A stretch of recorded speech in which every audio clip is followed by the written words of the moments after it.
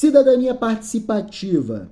Precisamos urgentemente falar dos mais de 350 anos de escravidão no Brasil, sobre como o nosso passado escravista se conecta ao nosso mercado de trabalho absurdamente informal e precarizado, por exemplo. Avancemos aos grandes temas de relevância nacional. Hoje trataremos sobre o mercado de trabalho brasileiro nas suas origens, do correr do século XVI ao final do século XIX. Mais de 350 anos de regime econômico escravista. Atenção, o regime econômico escravista era elemento estrutural da economia brasileira durante 358 anos de história do Brasil. O regime escravista era parte componente da estrutura da economia brasileira. Meditações iniciais. Vamos ver qual é a relação entre o passado e o presente. Estamos em 2022, mas desde o final de 2015 a taxa de desemprego está acima de 11%. São cerca de 7 anos de agonia para o trabalhador brasileiro. Na melhor das hipóteses, quem conseguiu manter-se em seu trabalho com carteira assinada está com salário congelado e perdendo o poder real de compra em decorrência das altas taxas de inflação em ocorrência nos últimos tempos, principalmente nos quase 2 últimos anos, 2021 e 2022. Hoje, 2022, a taxa de desemprego está em cerca de 11%. Quanto à informalidade, desde 2015 estamos com a taxa referente ao emprego precário, aquele desprovido de direitos trabalhistas, acima de 36%. Hoje estamos batendo recorde, porque a cada grupo de 100 trabalhadores ocupados, cerca de 40 são trabalhadores precarizados, os informais, sem carteira assinada, sem previdência social, os empreendedores sem acesso a crédito e demais meios de produção. 40% é a taxa da informalidade no mercado de trabalho brasileiro. A fome graça, a renda fenece, a informalidade abraça, o povo empobrece. Juros no sol, a pequena produção. Desemprego logo aumenta, é o Brasil em recessão. Quer repetir? A fome graça, a renda fenece, a informalidade abraça, o povo empobrece, juros no sol, a pequena produção, desemprego logo aumenta, é o Brasil em recessão. Dá até poema. Bem, pensemos juntos. 3 questões reflexivas sobre a consciência negra. Primeira, o que queremos com esta conversa? Resposta: queremos incorporar inteligência para uma adequada compreensão do conhecimento sobre a nossa precariedade social, que está ligada diretamente ao modo como se deu o fim do regime da escravidão no Brasil, há cerca de 134 anos atrás, pois se tratou de um processo histórico desenhista do nosso mercado de trabalho e das nossas periferias e redutos de extrema pobreza, porque as periferias brasileiras possuem preponderância ancestral escrava, ou seja, a ancestralidade escrava prepondera em dominância nas periferias e bairros mais pobres do nosso Brasil. A propósito, hoje, 2022, já temos mais da metade da população brasileira em situação de insegurança alimentar, mais de 120 milhões de pessoas sem condições de fazer planejamento alimentar e cerca de 22 milhões de pessoas na extrema pobreza. Observação: este texto quer provocar conversa madura entre pessoas inteligentes. De modo algum, apelaremos para recursos linguísticos vitimistas. Não vamos dar chance ao erro, descrevamos as coisas como elas são, foi o que disse Platão. Segunda questão: qual é a importância desta conversa para a nossa existência? Resposta: antes de respondermos a este questionamento, vamos cotejar em investigação esta informação a seguir. Vamos lá! De acordo com Amanda Rossi, em artigo publicado na BBC News Brasil, 7/8/2018, navios portugueses e brasileiros fizeram mais de 9 mil viagens com africanos escravizados e cerca de 4,8 milhões de africanos foram transportados para o Brasil e vendidos como escravos ao longo de mais de 3 séculos, em mais de 300 anos. Aproximadamente 670 mil negros morreram no caminho. Desculpa, eu vou extrapolar os 10 minutos, porque isso tem de ser falado. Este foi talvez o primeiro grande genocídio envolvendo o Brasil. 670 mil negros mortos, africanos mortos, no traslado, no trânsito da África para estas terras aqui. Qual é o outro grande genocídio que vocês lembram? Covid-19, né? Já estamos chegando, ou melhor, já ultrapassamos 670 mil pessoas mortas. Tragédia totalmente evitável. Conversaremos sobre isso neste espaço de cultura pulsante. Mas vamos lá. Aproximadamente 670 mil negros morreram no caminho. Ao longo de mais de 300 anos, navios portugueses e brasileiros embarcaram escravos em quase 90 portos africanos, fazendo mais de 11,4 mil viagens negreiras. Dessas viagens, 9,2 mil viagens tiveram como destino o Brasil.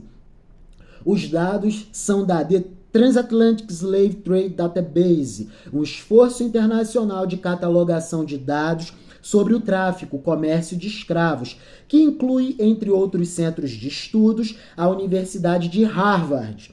O levantamento só foi possível porque os escravos eram mercadorias e, como tais, eram registrados contabilmente na entrada e saída dos portos. Sobre as transações dessas mercadorias incidia a cobrança de tributos. Até 1650, 2 de cada 3 navios que comercializavam escravos no mundo eram portugueses.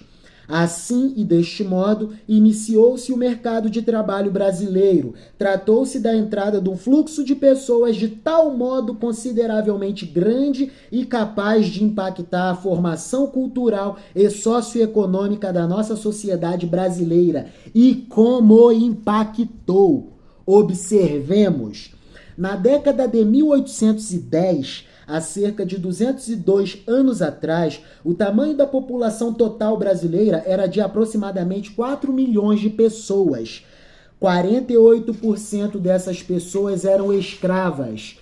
1,9 milhão de pessoas. 48 de cada grupo de 100 habitantes do Brasil na década de 1810 eram escravos. Quase a metade do todo da população do Brasil. Há cerca de 212 anos atrás. Em termos históricos, minha gente, isto foi ontem, há um segundo atrás. Na década de 1860, o tamanho total da população habitante do Brasil era de aproximadamente 8 milhões de pessoas. Cerca de 22% delas eram escravas. 1,7 milhão de pessoas. 22 de cada grupo de 100 habitantes do Brasil na década de 1860 eram escravos. Há cerca de 162 anos atrás. Ontem, há um segundo atrás. Na década de 1880, o tamanho da população habitante do Brasil era de mais ou menos 10 milhões de pessoas e cerca de 10% dessas pessoas eram escravos. 1 milhão de pessoas. 10 de cada grupo de 100 habitantes do Brasil na década de 1880 eram escravos. Há cerca de 142 anos atrás. Ontem, há um segundo atrás. E em 13 de maio de 1888, há 134 anos atrás, houve a abolição definitiva da escravidão no Brasil. O último país das Américas a pôr fim oficialmente ao regime da escravidão. Há 134 anos atrás, ontem, em termos históricos, ontem, há um segundo atrás. Recapitulando, minha gente, na década de 1810, para uma população de 4 milhões, tínhamos 1,9 milhão de pessoas na condição de escravos, quase metade do todo da população. Na década de 1860, para uma população de 8 milhões, tínhamos 1,7 milhão de pessoas na condição de escravos. 5 décadas se passam, a população brasileira dobra de tamanho e os escravos são reduzidos em cerca de 200 mil pessoas. E na década de 1880, para uma população de 10 milhões, tínhamos 1 milhão de pessoas na condição de escravos. Em 1888, o Brasil era regido pela Constituição Imperial de 1824. Gente, isto é importantíssimo de se saber. Em 1888, o Brasil era regido pela Constituição Imperial de 1824, a primeira Constituição do Brasil, que apenas serviu para mostrar ao mundo estrangeiro que havia um país política e juridicamente organizado aqui nestas terras.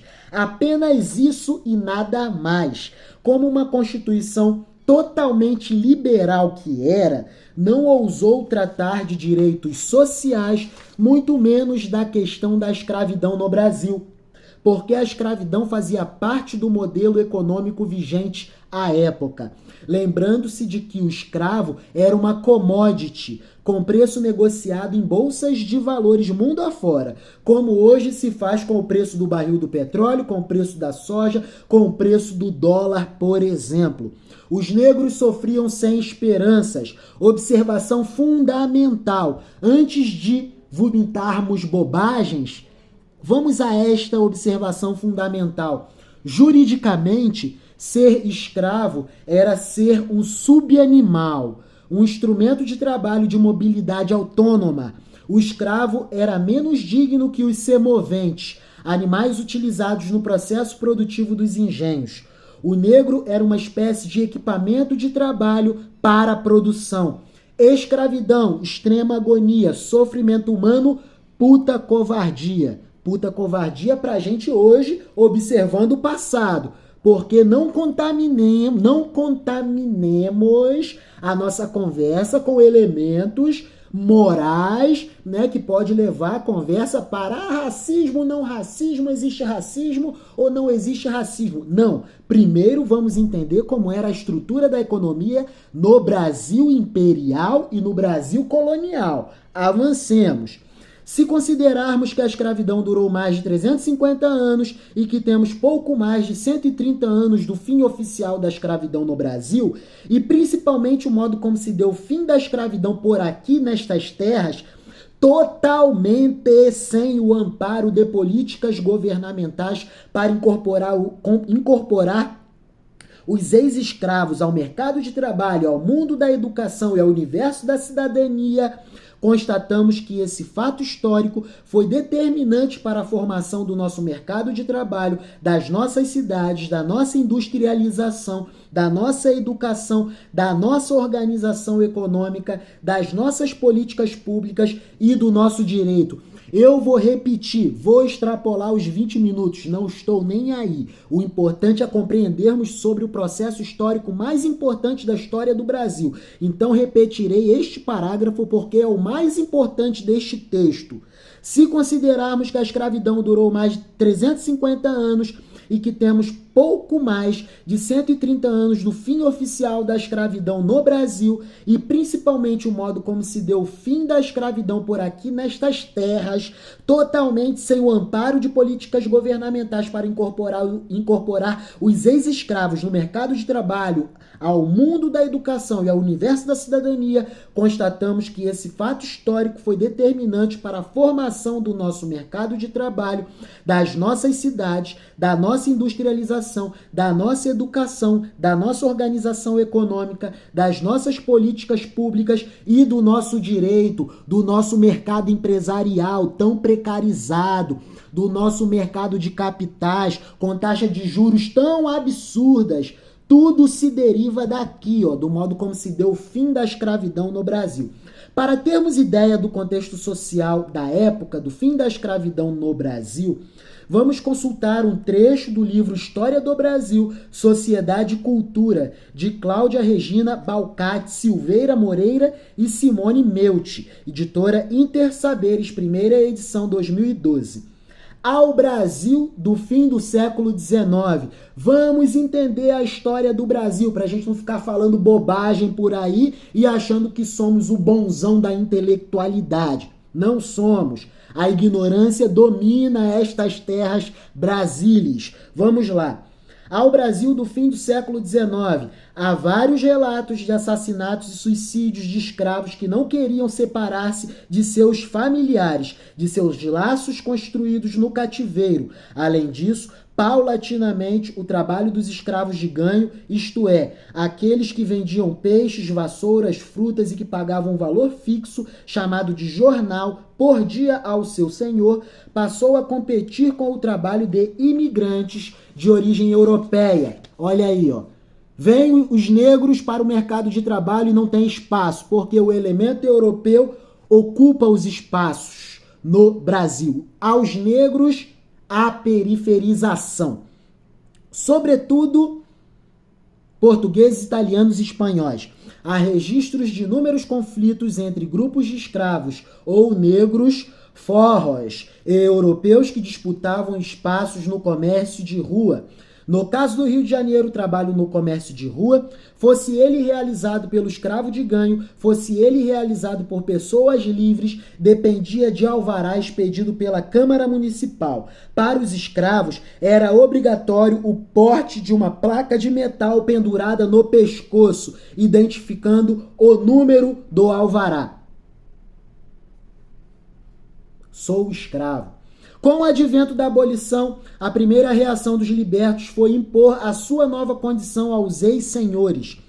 Mesmo diante da oferta de trabalho remunerado, nem sempre era possível submetê-los novamente à disciplina da atividade produtiva. Não houve preparo. O que o ex-escravo vai fazer diante de uma maquinaria industrial, por exemplo? Se não quebrá-la e danificá-la e ser chicoteado. Não foram poucos os que simplesmente se retiraram, buscando novos espaços. Já nos centros urbanos, muitos dos ex-cativos continuaram a exercer funções relacionadas ao comércio de rua e à prestação de serviços, a despeito da concorrência com o elemento europeu. Em ambos os casos, era imperativo mostrar e ostentar a nova condição de homem livre, como destaca um dos relatos feitos pelo francês L. Graff, reproduzidos por Wisserbeck, acerca das primeiras atitudes dos ex-escravos. Olha só que dramático. No dia seguinte ao decreto da libertação, negros e negras deixaram apressadamente os lugares onde tinham vivido durante longo tempo nas humilhações da escravidão e, das fazendas e sítios, afluíram em direção às cidades próximas. Parte desses novos cidadãos livres tinha pequenas economias. Ora, seu primeiro ato foi correr às lojas de calçados. A escravidão, com efeito, não lhes dava o direito de se calçar. E parecia claro como odia a essas bravas gentes que iriam se equiparar aos seus senhores de ontem, usando como eles botas e borzeguins. O primeiro gesto da liberdade foi, então, aprisionar os pés nas formas escolhidas e, por consequência, mais ou menos adaptadas. Digo mais ou menos, mas na verdade da história... Mas a verdade da história me obriga a dizer muito menos do que mais, porque os bons pés dos bons negros, pouco acostumados a estar estreitados, protestaram com estardalhaço. E todo mundo sabe qual é a maneira de os pés protestarem. E foi o suficiente para que se visse o espetáculo mais inesperado como primeiro efeito da libertação. Negros e negras em todas as cidades para as quais se dirigiam passavam felizes e orgulhosos, com uma postura altiva, descalços, mas todos levando um par de sapatos por vezes à mão, como um porta-joias valioso, ou, por outros, a tiracolo, como as bolsas vacilantes da última moda mundana. Sobretudo nas regiões rurais, essas pessoas passaram progressivamente a cultivar gêneros de subsistência que, eventualmente, lhes permitiam um pequeno excedente que era vendido nas cidades. Eram poceiros, meeiros, diaristas que, com o tempo, passaram a ser identificados como caipiras ou caboclos, pessoas de vida muito simples que, assim como acontece hoje em muitas comunidades interioranas, habitam casas construídas de forma bastante rudimentar. Avancemos para a análise de algumas vinculações entre as descrições históricas trazidas neste texto e a nossa atualidade econômica neste Brasil do século XXI. Quanto ao mercado de trabalho, Negros pardos são maioria entre desocupados, desempregados e trabalhadores informais no Brasil. Pretos e pardos, que compõem a população negra do país, são a maioria entre trabalhadores desocupados, 64,2%. 64 de cada grupo de 100 trabalhadores desempregados são negros e pardos. Segundo informativo Desigualdades Sociais por Cor ou Raça no Brasil, divulgado pelo Instituto de Geografia e Estatística IBGE, Governo Federal. Atualmente, os negros pardos representam 55,8% da população brasileira. Cerca de 56 de cada grupo de 100 habitantes do Brasil são negros pardos e 54,9% da força de trabalho. Cerca de 55 de cada grupo de 100 trabalhadores brasileiros são negros pardos. Quanto à informalidade, os pretos e pardos representam 47,3% dos trabalhadores precarizados. Cerca de 47 de cada grupo de 100 trabalhadores informais precarizados são negros e pardos. Fonte: Agência Brasil, empresa brasileira de comunicação, IBC, Governo Federal. 13/11/2019. Desemprego e informalidade surrando mais fortemente as costas dos negros e pardos. Quanto às condições de moradia, a desigualdade no mercado de trabalho tem reflexos também sobre as condições de moradia, enquanto 27,9% das pessoas brancas vivem em domicílios sem ao menos o serviço de saneamento básico, coleta de lixo, tratamento de esgoto e fornecimento de água. A proporção sobe para 44,5% entre pretos e pardos. Cerca de 44 de cada grupo de 100 negros e pardos não têm acesso pleno a saneamento básico. Isso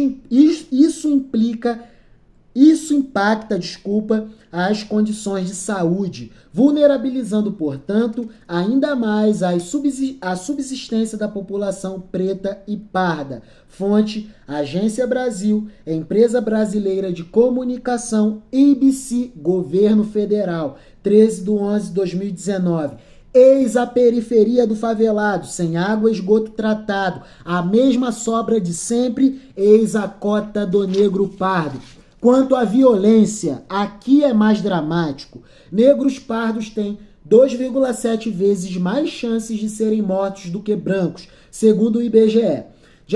De 2012 a 2017, de acordo com dados do Sistema de Informações sobre Mortalidade, SIM, do Ministério da Saúde, foram 255 mil mortes de pessoas negras pardas por assassinato.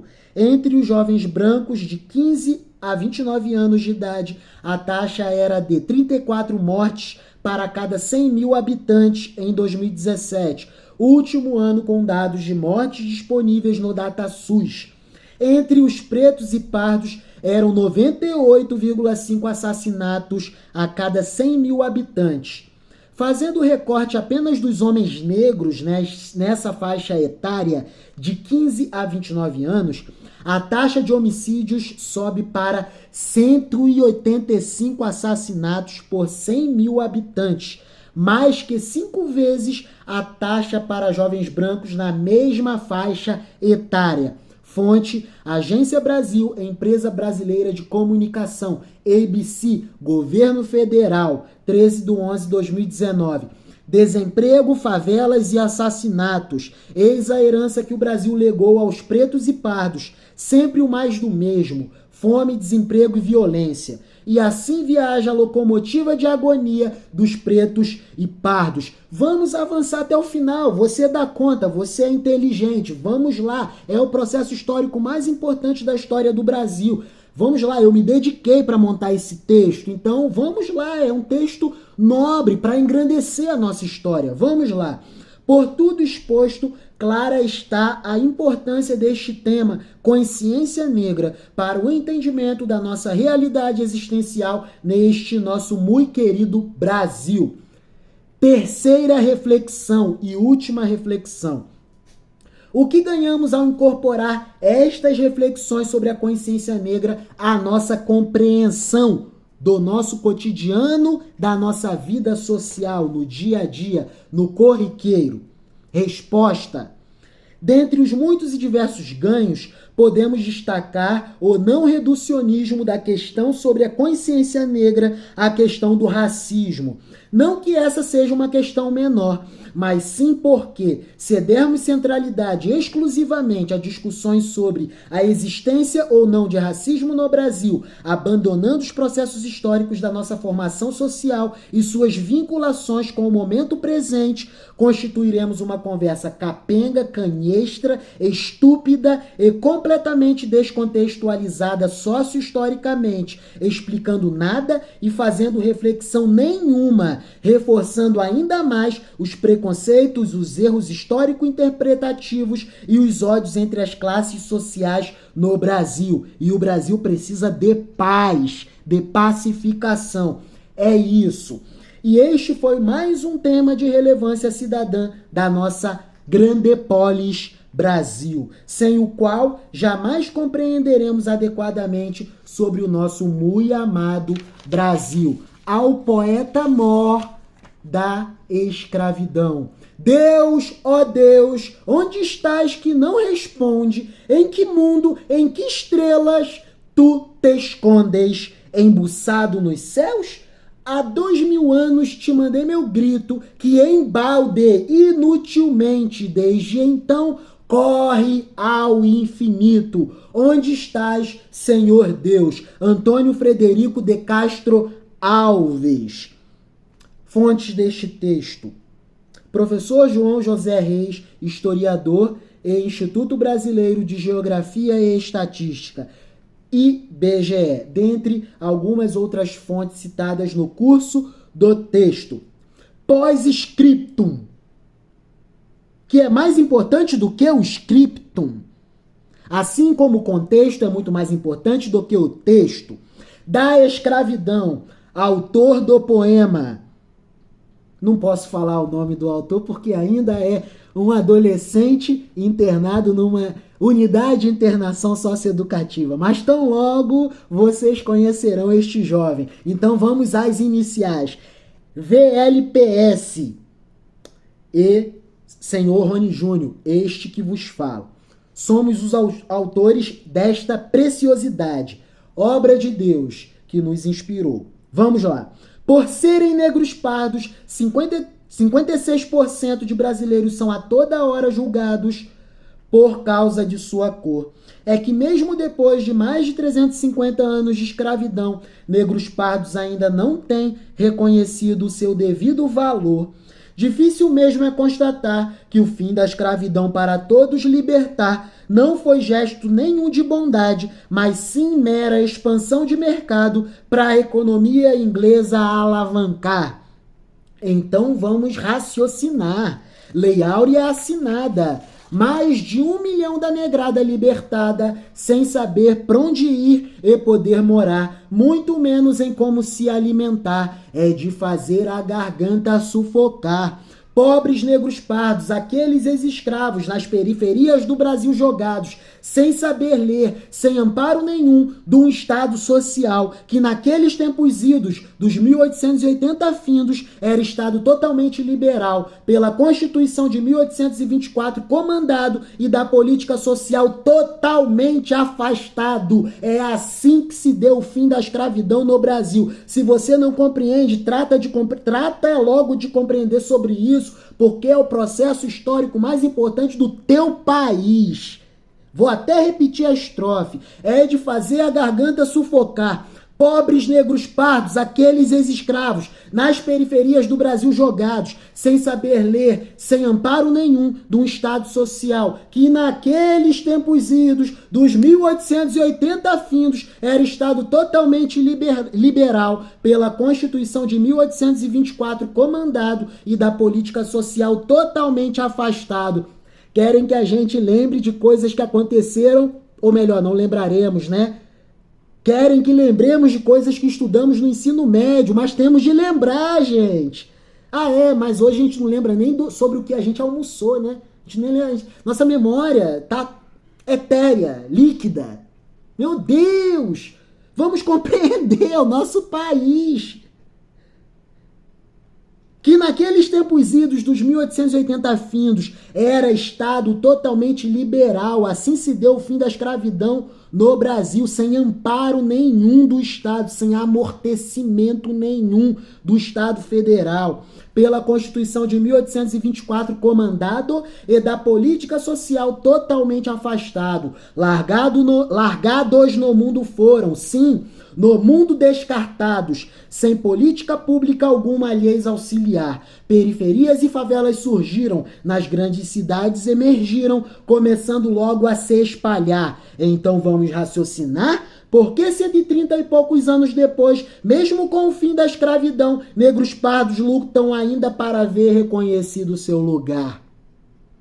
Bora raciocinar a exclusão. Vou resumir sem demora então. Nos dias de hoje, crédito caríssimo mais inflação, eis a nossa economia em tremenda estagnação. Tudo isso acontecendo bem dentro desta grande recessão, que devora nossas pernas desde 2013. Então, são 9 sofridos anos da mais pura destruição, que na real falando é o fundo do poço da nossa depressão.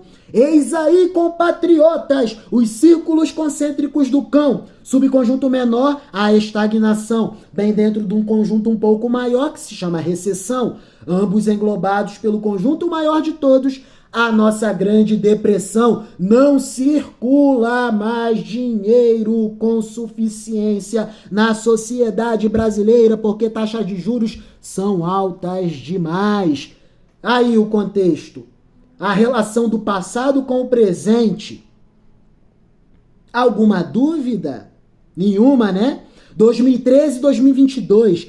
Essa é a periodização. Crise econômica severa, carestia. A renda encolheu, o povo empobreceu. A economia definhou, a carestia nos embotou e o mapa da fome voltou. E os negros pardos, como ficam então? Como sempre, o mais do mesmo. Desemprego, fome e violência. Há 134 anos padecendo famintos, sem a garantia de um pedaço de pão.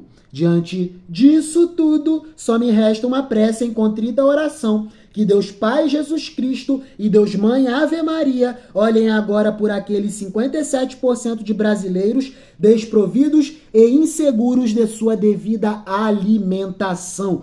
Curiosidade final e terminaremos. O tempo da força de trabalho livre e assalariada no Brasil é menor do que a metade de todo o tempo em que o Brasil funcionou sob as amarras do regime econômico da escravidão. Tempo de escravidão, 358 anos. Metade de 358, 179 anos. Tempo de trabalho livre e assalariado no Brasil, 134 anos. O tempo da força de trabalho livre e assalariada no Brasil é menor do que a metade de todo o tempo em que o Brasil funcionou sob as amarras do regime econômico da escravidão. Quer entender o Brasil? Entenda sobre isso por primeiro. Aí sim, a sua sabedoria será alcançada. O temor do Senhor é o princípio da sabedoria. A nossa sabedoria vem de Deus. A vossa sabedoria virá de Deus, como vem de Deus. Que Deus nos abençoe e que cada vez mais nos afeiçoemos às coisas superiores, às coisas do mundo da cultura. Não sejamos rasos, porque o mundo cada vez mais exigirá de nós sabedoria. Deus nos abençoe, Deus vos abençoe. Amém, amém e amém.